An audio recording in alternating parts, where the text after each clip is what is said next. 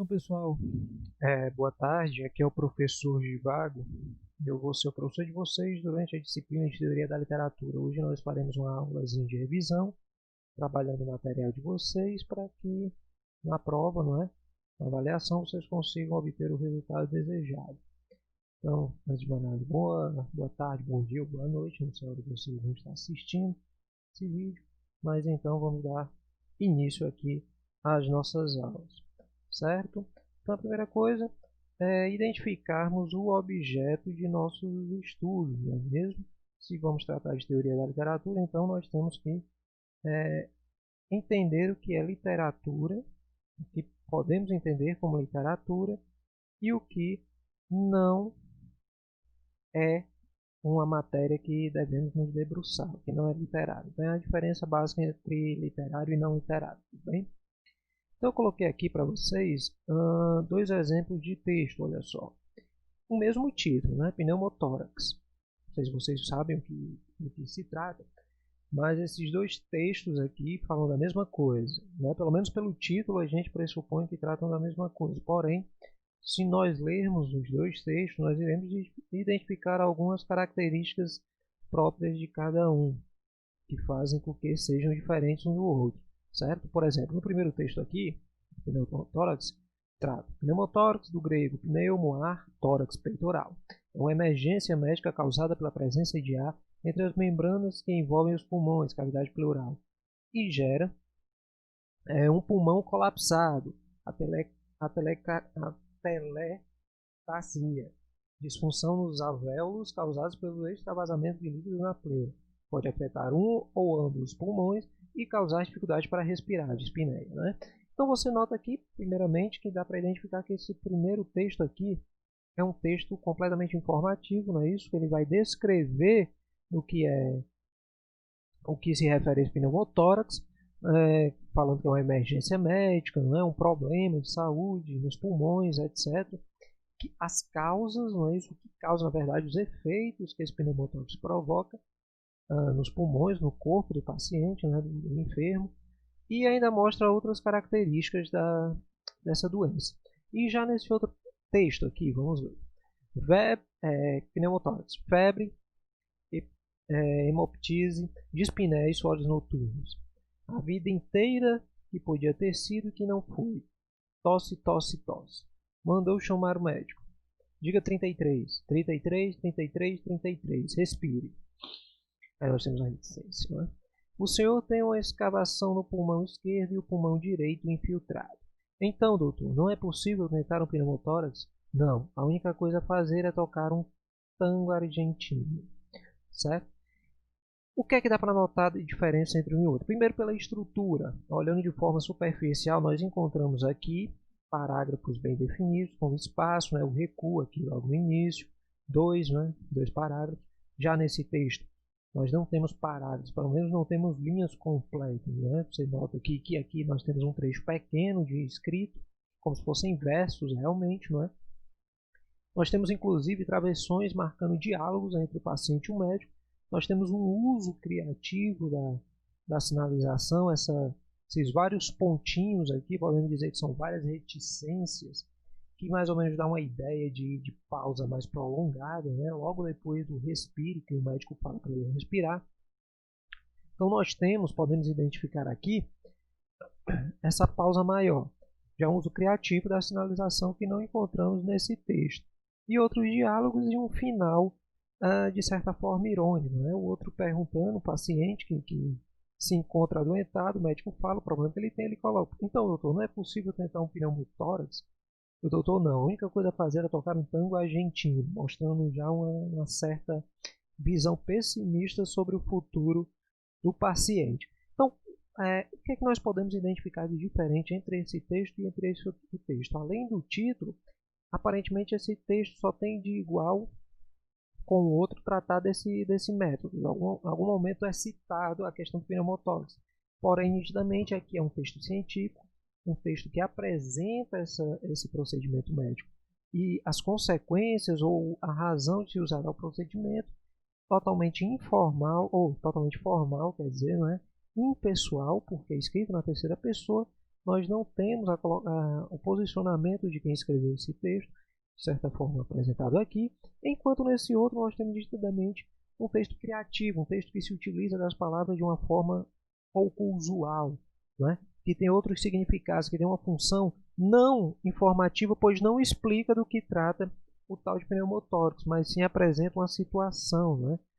Temos uma quase narrativa, uma descrição de um momento de um paciente indo ao médico. E é apresentado mesclando vozes, não é isso? Temos a voz do personagem, temos a voz do médico com quem ele está conversando, temos um protagonista. Então nós temos nitidamente aqui um texto criativo, artístico, expressivo, que não tem uma função de educar, não tem uma função moralizante, não tem uma função informativa. É uma função apenas de apresentar um cenário, apresentar uma descrição. Já nesse daqui, nitidamente, nós temos um texto informativo, um texto científico. Então, essa basicamente é a diferença que nós encontramos no texto literário, certo? O texto literário é uma ficção, ou o que seria uma ficção? Ficção são aqueles tipos de texto em que não é baseado em fatos, ou seja, não são factuais. Você não pode utilizar, não de forma científica, um texto literário como se fosse um documento de uma época. Não pode, vamos dizer assim, acreditar completamente no texto literário, porque o autor, o narrador tem a opção, tem o poder de manipular a verdade, de criar seu próprio mundo, de escrever o que bem quiser, sem as amarras, sem a necessidade de se comprometer com a realidade. Assemelha-se ao mundo real, mas não tem compromisso com a realidade, que eu acabei de falar, inclusive. É um mundo particular, é um mundo novo, é um mundo diferente, com suas regras próprias, com suas próprias com sua própria coerência interna. É o mundo da ficção, do texto literário. Por mais parecido com o mundo real, como um texto dramático, como um texto moderno, contemporâneo, que trate de uma realidade brasileira, aquele mundo é específico do texto, é da literatura, não é do mundo real, não podemos confundir. Ok? Por exemplo, você pega os livros de ficção, Harry Potter, Senhor dos Anéis, você nota bem ali a construção de um mundo completamente novo, diferente desse que nós vivemos. Inusitado, é diferente. O que isso quer dizer? O que acontece nas histórias literárias normalmente fogem do padrão normal ou é mostrado de uma forma bastante pessoal por parte do narrador daquilo que aconteceria no mundo real. Não é isso? Tem um enfoque diferenciado. Não há mentiras. Por que não há mentiras? Porque se a gente levar em consideração que é um texto ficcional, tudo seria mentira dentro da narrativa de ficção. Não é isso? Então não há mentiras porque nada é verdade. Não pode existir mentiras. O que é dito não é literário, e sim o como é dito. Forma diferente de dizer. Como pode ser traduzido, como a gente pode entender essa afirmação? Que a questão, o adjetivo literário, a característica literária de um texto, não é exatamente o conteúdo que está sendo apresentado, uma vez que em nossa linguagem, a forma que nós utilizamos qualquer texto, o sentido é o mesmo, né? A questão do sentido ele varia de acordo com a fala, de acordo com o local, porém a forma, o molde que se apresenta, o como é falado, aí vai diferenciar de um para o outro. A gente viu, por exemplo, no texto passado, pneumotórax. O conteúdo pneumotórax é igual, não é? O que está sendo dito ali pode acontecer no médico, o médico falar e tal, mas como é falado, a forma, escrito em versos, uso de reticências repetitivas, né, o uso do diálogo de uma forma criativa, irônica. Então a estrutura do texto ela é muito importante para a gente comprovar se é literário ou não, diferente de um texto científico que é escrito em parágrafo. Nitidamente isso a gente vê na diferença entre uma notícia ou um texto científico e um poema, que tem estrofes e tem versos. A linguagem não é clara na literatura, é opaca e nebulosa. O que isso quer dizer? Quer dizer que a literatura ela é, vamos dizer, tem mais de um significado, é uma linguagem conotativa. Isso vocês lembram, né? A diferença entre a linguagem denotativa e a linguagem conotativa. A gente vai ver aqui no texto não literário que a linguagem é predominantemente denotativa, é aquela do dicionário. É aquele tipo de linguagem que diz exatamente aquilo que quer dizer. Como assim? Peguemos essa frase. Lá em casa tem um gato, certo?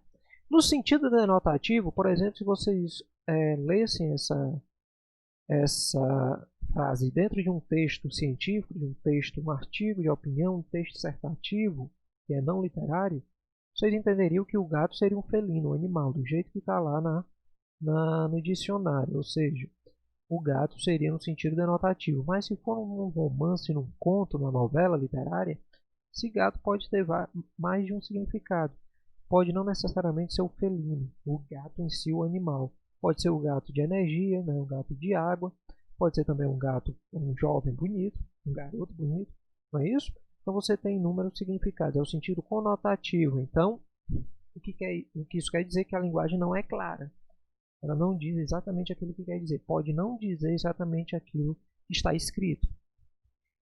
Desvio em relação à linguagem comum, cotidiana. Normalmente, ok? Normalmente a literatura, principalmente as mais clássicas, elas tendem a usar uma linguagem mais formal, uma linguagem mais rebuscada, ou usar vocábulos que a gente não utiliza no cotidiano, diferenciados, não é isso? Uma busca maior por uma linguagem fora do padrão.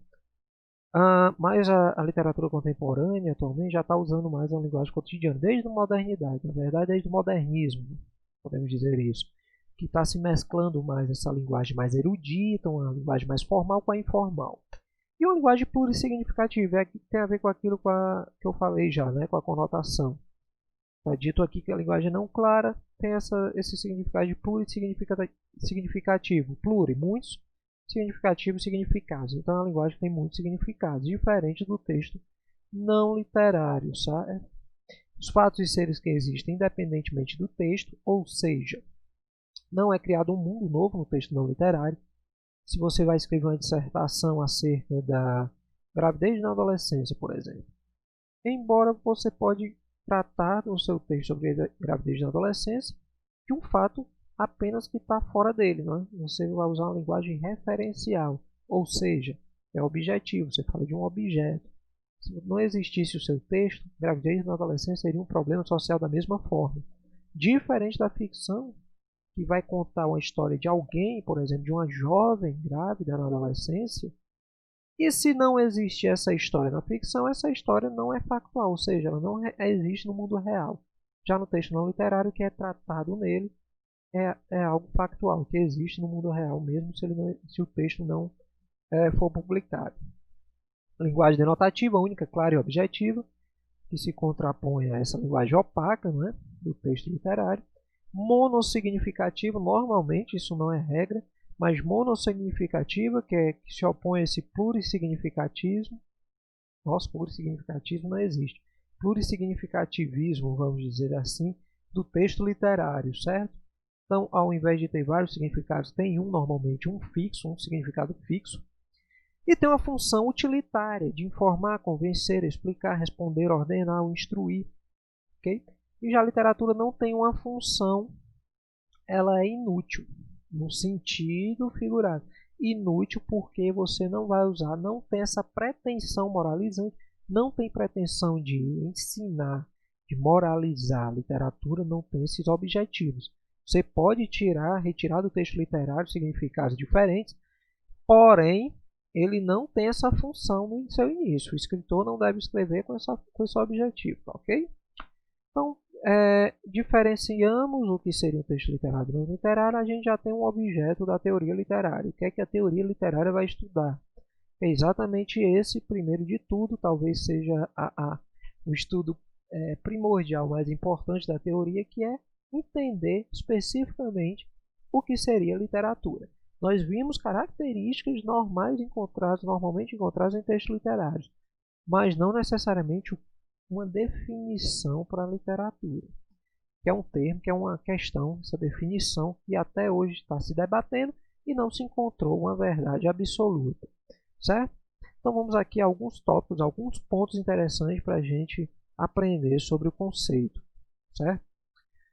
O termo literatura aparece escrito pela primeira vez em português no ano de 1510, ok?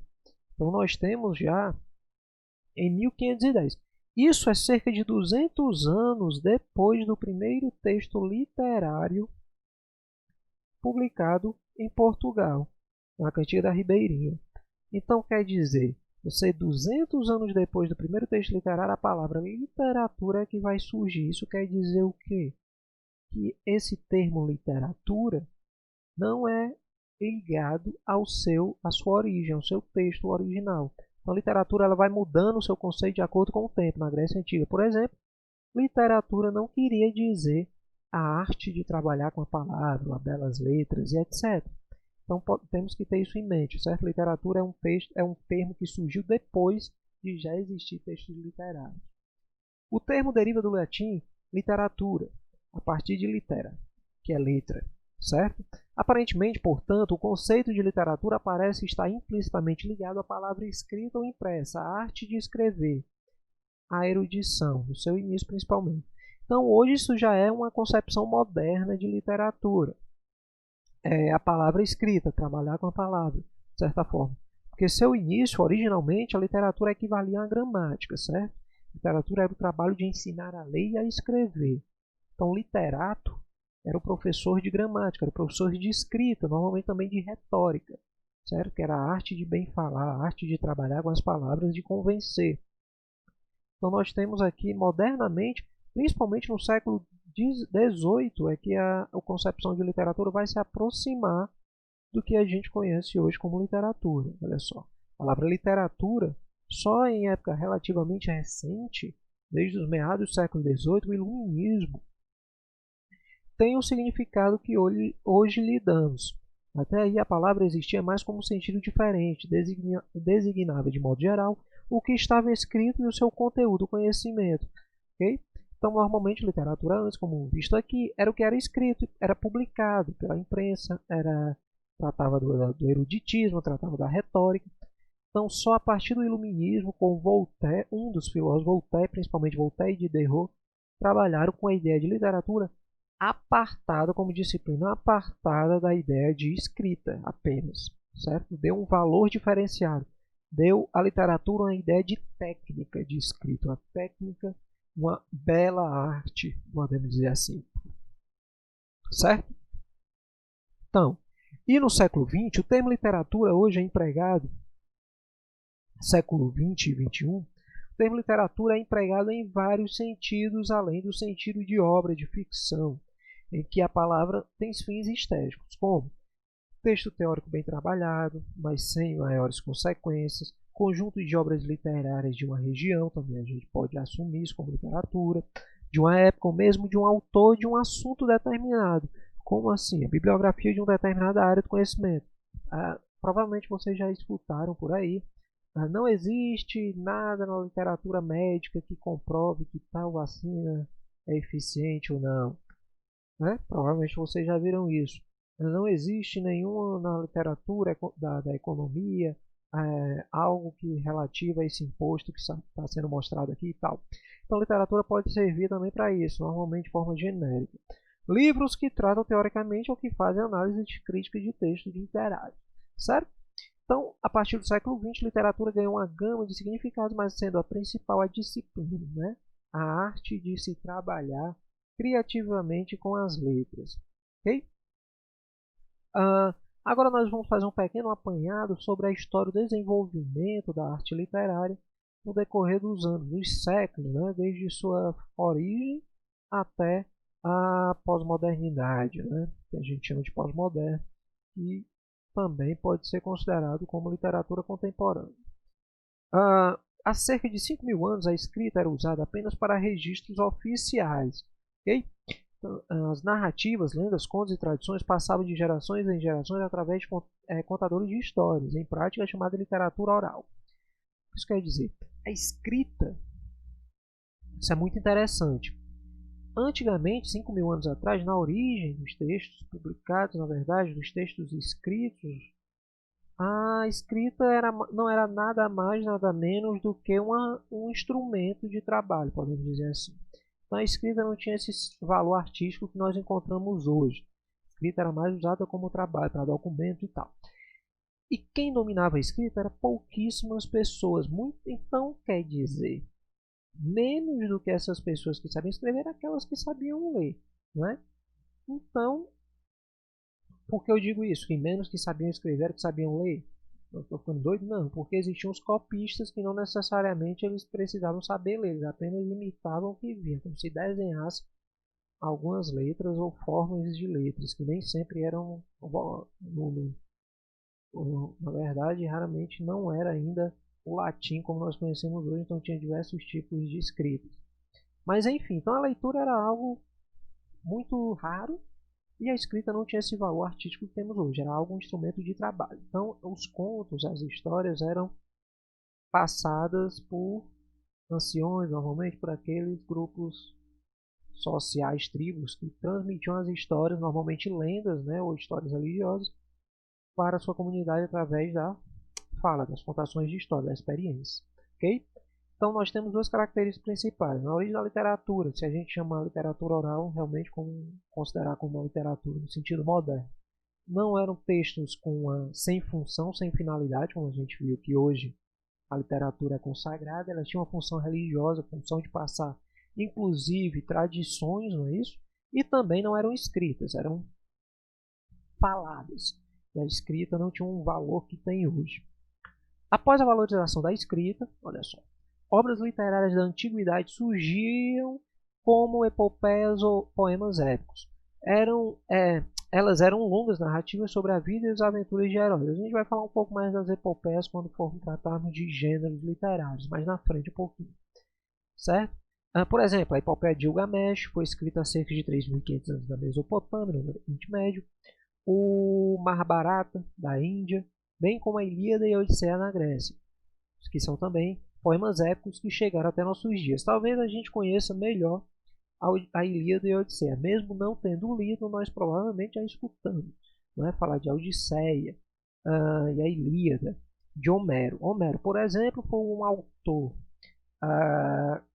grego que muitos críticos, inclusive, consideram um nome fictício, que alguns teóricos acreditam que Homero é um pseudônimo utilizado por vários escritores na época na Grécia clássica que compilaram diversas histórias contadas oralmente naquele período e passaram para o escrito, o texto escrito, e depois foi compilado em livros, certo? Esses livros são escritos em forma de poemas épicos, epopeias, certo?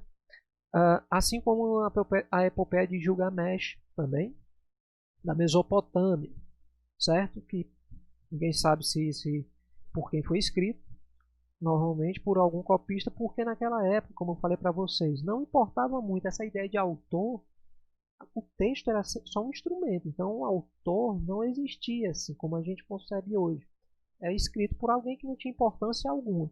O nome pouco interessava, não era dono da história, o sujeito, não tinha copyright ou direitos autorais. Então as histórias, mesmo escritas, elas eram de domínio público, certo?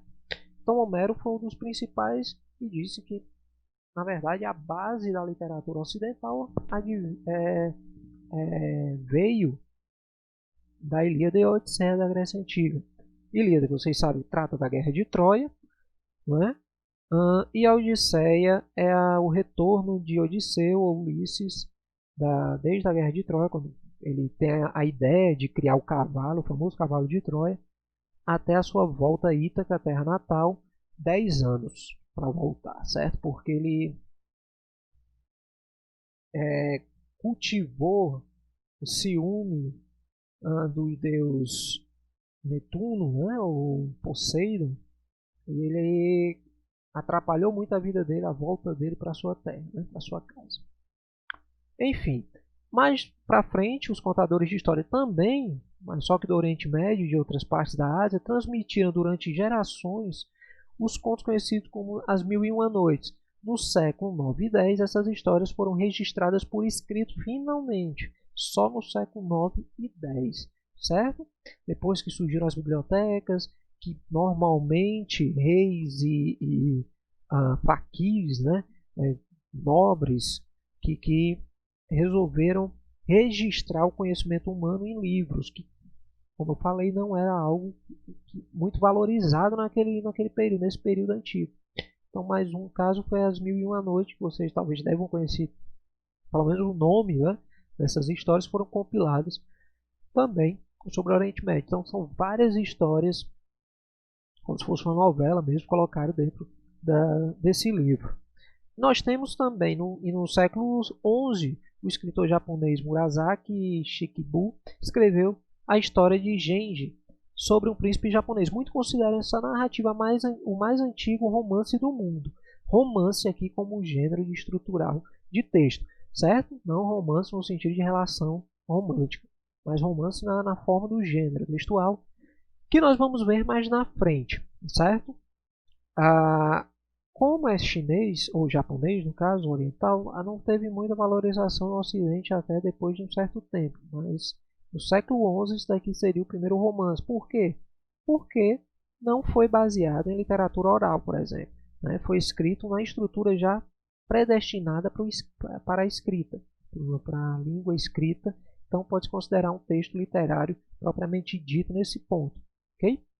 Em 1572 foi publicado um dos maiores poemas épicos da literatura mundial, Os Lusíadas, do português Luís de Camões. Depois da Ilíada, a Odisseia, a Eneida de Virgílio, lá de Roma, certo?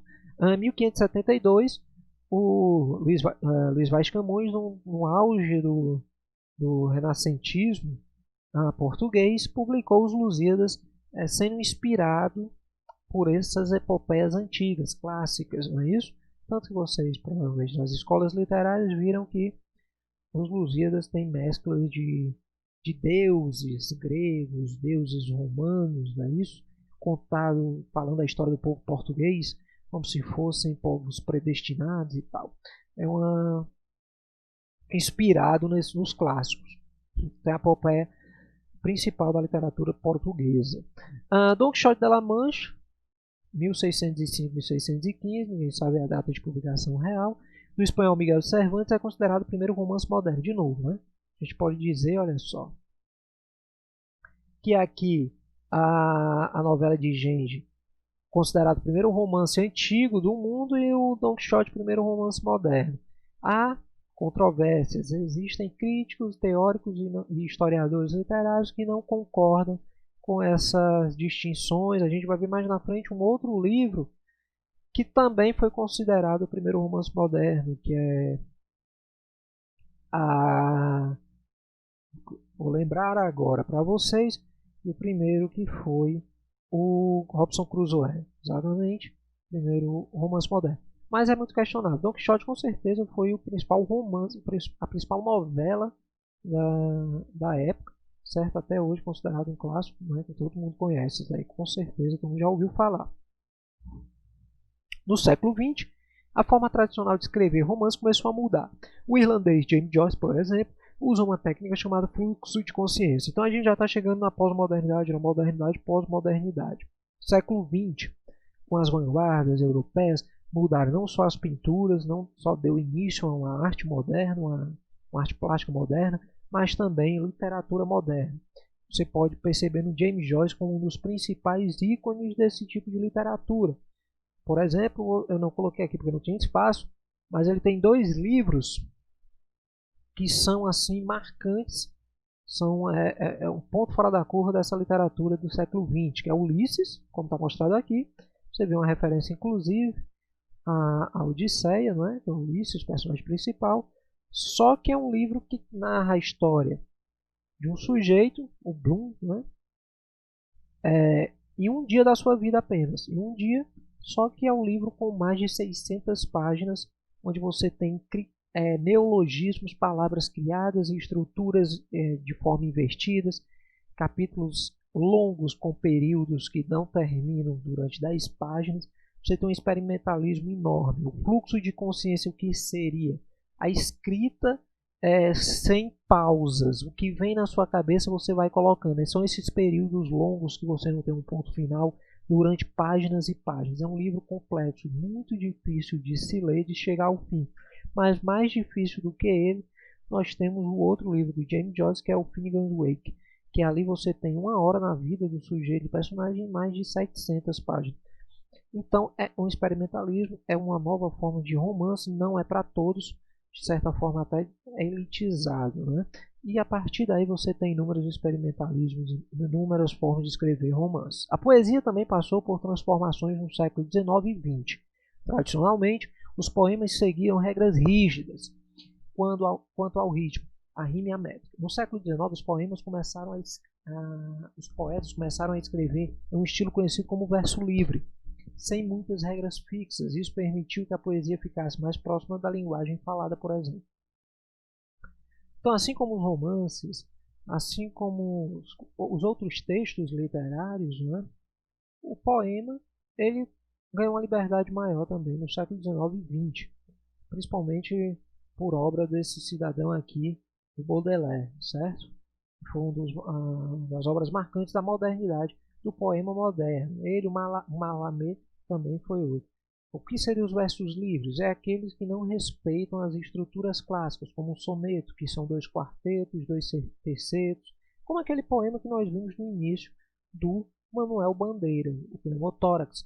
Ali você nota que não existe uma estrutura, não tem uma rima, não é, clara. Então ele usa o verso do tamanho que ele achar necessário, depois no próximo verso ele pode mudar, pode usar sinais de pontuação da forma como bem entender. Então a liberdade poética a gente começa a notar também a partir do século XIX. E a literatura pós-moderna, que é a literatura caracterizada pela dependência de técnicas narrativas como a fragmentação, o paradoxo e um narrador não confiável. E é frequentemente, embora não exclusivamente, definido como um estilo ou uma tendência que emergiu na era pós-Segunda Guerra Mundial. Os trabalhos pós-modernos são vistos como uma resposta contra o segmento dogmático do pensamento iluminista das abordagens modernistas da literatura. Então, a pós-modernidade, esse pós aqui, a gente pode usar, entender como não que depois da modernidade, mas que é contra as ideias modernas vamos dizer assim, de racionalismo exagerado, de existir uma verdade absoluta, de que a arte é uma manifestação superior de expressão. A pós-modernidade ela quer quebrar com esses paradigmas ou dogmas que nós temos hoje, né? Ela mostra trechos, capítulos curtos, mistura gêneros, coloca carta dentro do romance, coloca um poema dentro de uma novela, de uma narrativa. Narradores não confiáveis no sentido de que o que ele está falando ali pode não ser verdade, ele brinca com os narradores, com o protagonismo, trata de assuntos tabus de uma forma diferenciada. Então a literatura pós-moderna ela quer quebrar com o tradicionalismo, né? É um conceito bastante complexo, que é interessante que se aprofunde depois, pesquise mais sobre a pós-modernidade. Hoje nós temos uma linha literária bastante forte que trata de literatura que não se diz pós-moderna, mas que tem muitas características pós-modernas, né? Por exemplo, Humberto Eco, O Nome da Rosa, traz o passado, ideias do passado e reformulam essa textualidade, muito da ficção científica, principalmente as que mesclam o fantástico e o futurista. Vocês depois podem pesquisar mais. Ok? Agora a gente tem uma concepção de literatura, a principal, talvez a mais clássica, que é a de Aristóteles, né? Que ele escreveu na sua Arte Poética. Poética, a primeira coisa que a gente tem que ter em mente, é poética, que a gente está tratando aqui, como é o título do livro, seria reflexão acerca da forma literária, certo? Poética seria como se fosse o estilo, se fosse o estudo acerca da forma literária da época. Ele vai teorizar acerca da poesia, acerca da literatura. Como não se tinha muito termo para literatura, era poesia mesmo que se usava, certo? E o drama e a tragédia também, que eram as peças, que era a principal forma de literatura no período clássico. Então, Aristóteles é o autor da Poética, a obra que traz a natureza da poesia e com isso inaugura os estudos ontológicos da literatura, embora depois tenha ficado obscurecidos pela interpretação didática que Horácio lhes conferiu. Esse obscurecimento também foi influenciado pela mistura com que a retórica é feita por outros retóricos como Cícero e Quintiliano. Enfim, nós temos aqui a poética, que temos a poética não só do Aristóteles, temos a poética do Horácio, temos a poética do Longino, mas a que ficou mais marcante hoje, o que a gente mais utiliza na teoria, né, de literatura, é a do Aristóteles, as ideias, os conceitos que ele trouxe com o seu livro, com sua obra, certo? A poesia para Aristóteles, ou seja, a literatura, como nós chamamos, tem como base de sua organização a imitação, a mimese, ou mimese. O que seria isso? Para Aristóteles, a mimese é todo o texto literário tem em função, todo autor busca imitar, de certa forma, a natureza, o mundo ao seu redor. Ele tenta recriar dentro do seu texto a natureza, o comportamento humano, as personagens, o cenário, tudo é uma imitação. Mas não uma imitação apenas de querer chegar ao mesmo nível, não, mas uma imitação no sentido de tornar o texto algo que aproxime o leitor, que dê um sentido à história e o leitor consiga emergir, submergir, na verdade, dentro dos textos, certo? Aristóteles recusou-se a ver a literatura como uma farsa, um feito afastado da verdade. Ele achava que a verdade da poesia vem do próprio texto, em sua constituição de linguagem de sentido, tem a ver com a mimese. Essa verdade do texto não é uma farsa, aquilo é produzido por homens, produzidos por homens dentro de um mundo, e este mundo está refletido nesses textos, ok? A distinção entre as formas literárias se faz pela verificação do objeto imitado, do modo como é imitado e do meio de imitação. Então, a poética do Aristóteles vai se basear nas estratégias, nas técnicas, nos modos e formas como o autor, o poeta, observou essa realidade, essa mimese, essa imitação, como fez, como praticou essa imitação, quais técnicas utilizou e o meio utilizado. A eficiência, então, para Aristóteles de uma obra literária está dentro desses conceitos, certo? Já na unidade 3 da matéria de vocês, tratamos dos gêneros literários, ok? Gênero, primeiro de tudo, a gente tem que ter em mente que gênero é como se fosse uma forma, se fosse uma estruturas textuais que se assemelham. Quando a gente fala de gênero lírico, épico, dramático, o gênero lírico tem sua estrutura própria. Normalmente os textos líricos vão aparecer uma estrutura baseada dentro de uma poética, podemos dizer assim, de normas de gênero, assim como o épico e o dramático. Então, gêneros literários são divisões feitas em obras literárias de acordo com características formais comuns, agrupando-as segundo os critérios estruturais, contextuais e semânticos, entre outros. Quer dizer o quê? Na estrutura, número de versos por poema, de sílabas poéticas, contextuais, a época que foi produzido, o lugar que foi produzido, semântica, o tema trabalhado. A divisão clássica remonta à Grécia Antiga e define 3 gêneros literários: o lírico, o épico e o dramático. Você vai falar dramaturgo, mas é dramático, certo? O gênero lírico, vamos lá.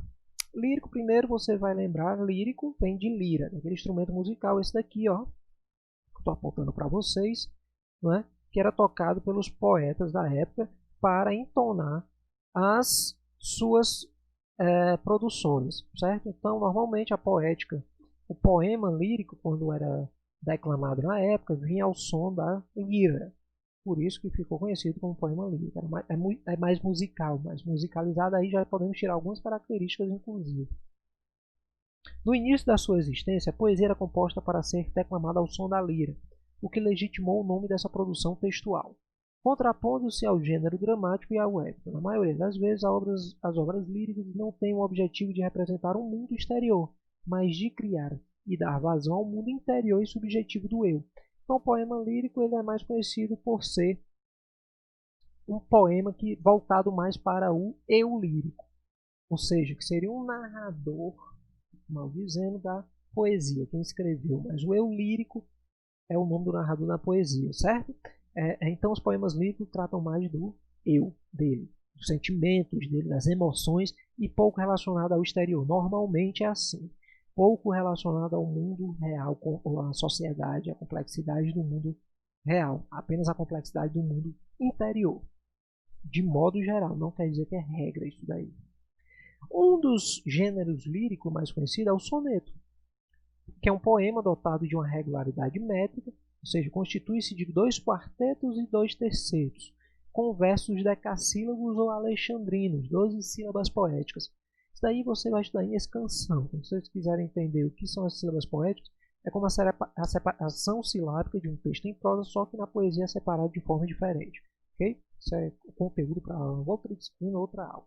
Além disso, outra característica marcante dos sonetos é a musicalidade. Logo, porque começou com a lira, né? Então essa musicalidade repercutiu ainda hoje na poesia lírica, que se manifesta não só pelo ritmo, mas também pelas rimas, quase sempre empregadas, composto de 14 versos, com números variáveis de sílabas, sendo o mais frequente o decassílabo, como já foi apresentado aqui em cima. Eu coloquei, para exemplificar, o soneto da fidelidade, que é um soneto já moderno, Vinícius de Moraes, que ele se utiliza desse gênero antigo, soneto, né, clássico, para tratar da fidelidade em si. Provavelmente vocês já ouviram os poemas, já leram. Né? Temos aqui, olha só, 4 estrofes, sendo 2 quartetos, ou seja, uma estrofe com 4 versos, 2 quartetos, e 2 terceiros, estrofe com 3 versos. E nós temos aqui a rima intercalada na forma como pede a cartilha sobre os sonetos. Temos também como gênero lírico a elegia, que é um poema triste, melancólico ou complacente, especialmente composto como música para funeral ou lamento de morte. Poema composto por versos hexâmetros e pentâmetros alternados. Isso daqui, mais uma vez, tem a ver com a canção. Certo? Então, a elegia trata de poemas de uma poesia triste, que fala sobre um lamento, a morte de alguém para um funeral e etc. Eu coloquei aqui um poema, uma elegia do Fagundes Varela, poeta romântico da segunda geração romântica brasileira, que fala aqui sobre o filho dele, faz uma elegia em homenagem ao filho falecido dele, certo? Vocês também podem ler, pausar esse vídeo e dar uma lida, que a gente não podemos parar tanto tempo assim, certo? A ode. A ode já é um poema construído com o objetivo de elogiar alguém, é como se fosse o oposto da elegia.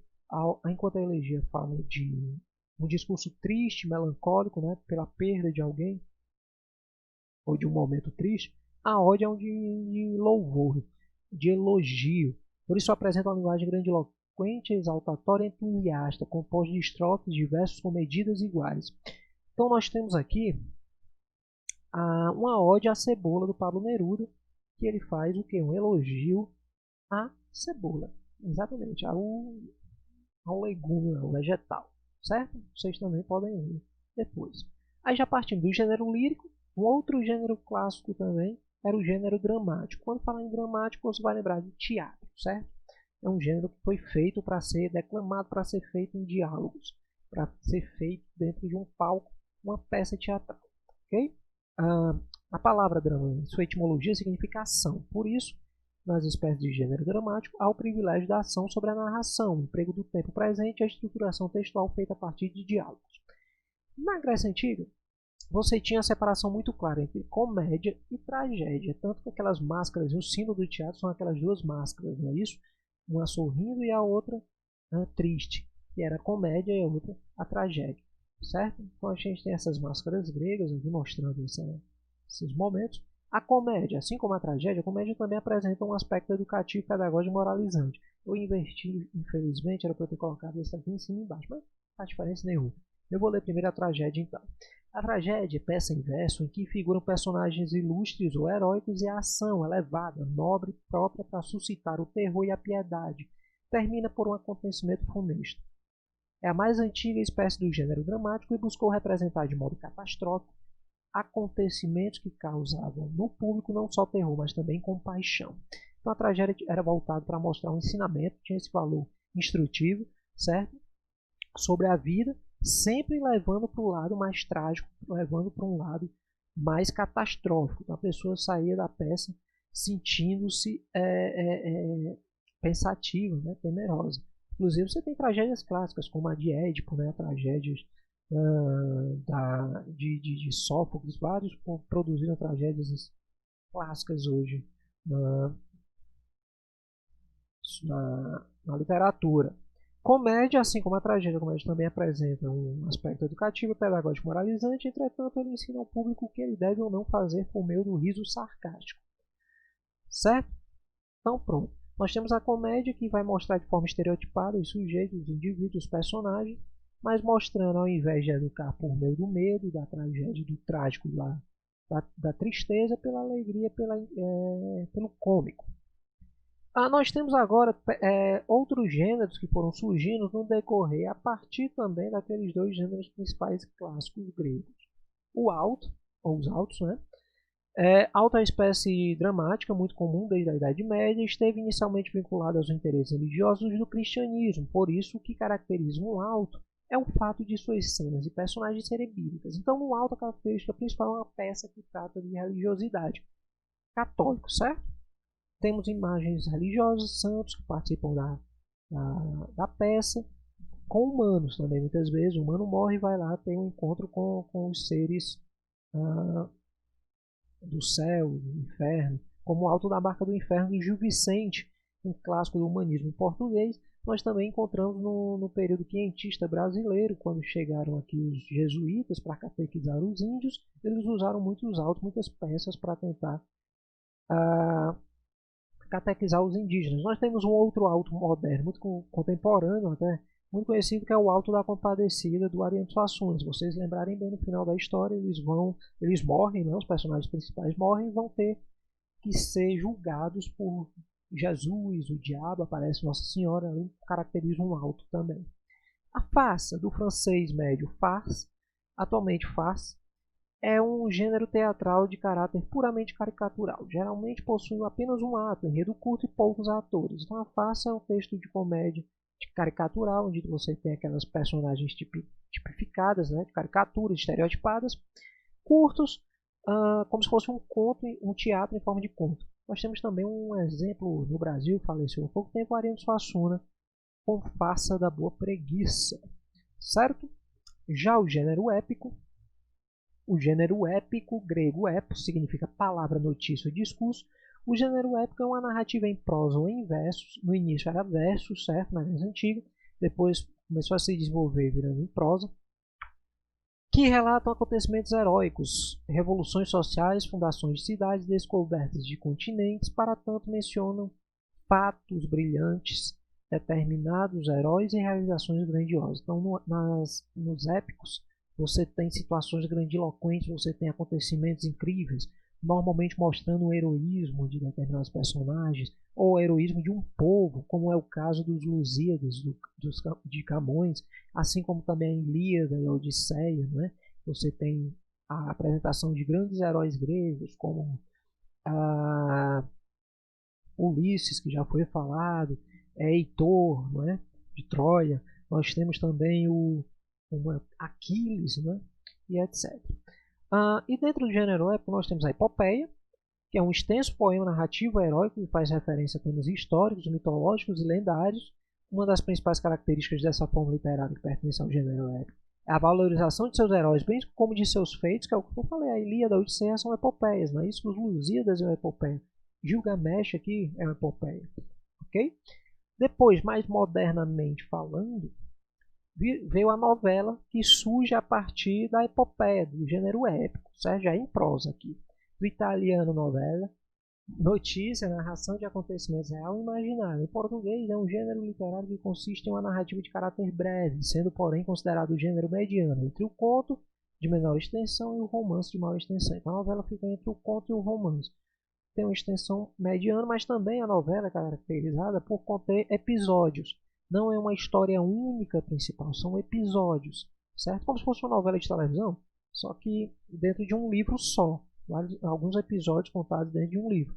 Como Dom Quixote. Por isso que Dom Quixote também é considerado uma novela. Temos um romance, que são obras literárias que apresentam narrativa em prosa, normalmente longas, com fatos criados ou relacionados a personagens, que vivem diferentes conflitos ou situações dramáticas numa sequência de tempo relativamente ampla. Então, vamos pegar assim, por exemplificar. Tem um conto, né, com a estrutura curta, que envolve apenas um conflito, normalmente. O romance, conto e a novela. Como diferenciar esses três gêneros aqui? O conto seria um curta-metragem, comparando com um filme. Certo? Curta-metragem, que é aqueles filmes que é até 15 minutos, com 20 minutos. Você tem uma história completa em 20 minutos. Certo? Uma novela seria um seriado. pode ser uma minissérie, melhor, uma minissérie, de 5 capítulos e tal, 10 capítulos, que contam a história completa em 10 capítulos, certo? E o romance seria um filme, um longa-metragem completo, certo? Você tem 2 horas de filme, você tem um romance. Então, o romance, para alguns teóricos clássicos, né, uns teóricos clássicos no sentido de importantes para a teoria da literatura, é visto como a epopeia moderna, da modernidade. É como se a epopeia se transformasse em romance no futuro. Hoje em dia, os nossos heróis, que antes eram os guerreiros mitológicos, agora se transformam em pessoas comuns ou nobres. Esse é o romance, principalmente na visão do Lukács, que vê o romance como uma epopeia moderna, certo? E a crônica também, que é um gênero jornalístico que nós encontramos hoje normalmente publicado em jornais, revistas, que está entre o conto e o artigo de opinião, podemos dizer. É um conto reflexivo sobre temas do cotidiano. Então não é tão ficcional, vamos dizer assim, como um conto seria, como um texto literário comumente seria. Okay? Crônica normalmente é um texto mais curto que um conto, bem curto, que trata de assuntos do cotidiano de uma forma diferenciada. Muito encontrado nos meios de comunicação como revistas, jornais e rádios. Né? E tem como objetivo fazer uma análise crítica das situações cotidianas, possibilitando ao leitor uma reflexão sobre aquele assunto, certo? Então pronto, nós observamos aqui os gêneros modernos, nós falamos sobre o gênero épico, que deu origem a esses gêneros modernos aqui. Nós falamos também sobre o gênero dramático, das peças teatrais, né? Começou com a tragédia e a comédia, depois deu origem ao auto, farsa, e outros gêneros, tem o drama, tragicomédia também, que é a junção da tragédia com a comédia. Nós tivemos o gênero lírico, que hoje é a poesia, né, os poemas, certo? Vimos as concepções de literatura do decorrer das épocas, o desenvolvimento dos textos literários, ok? E no início o conceito de texto literário e não literário. Então nós percorremos toda a unidade 1 e 3, e acredito que essa aula vai servir, espero, né, que vocês prestem bem atenção, estudem mais em casa e consigam um excelente resultado na avaliação de vocês, certo? Então, pessoal, muito obrigado por prestar atenção e até a próxima.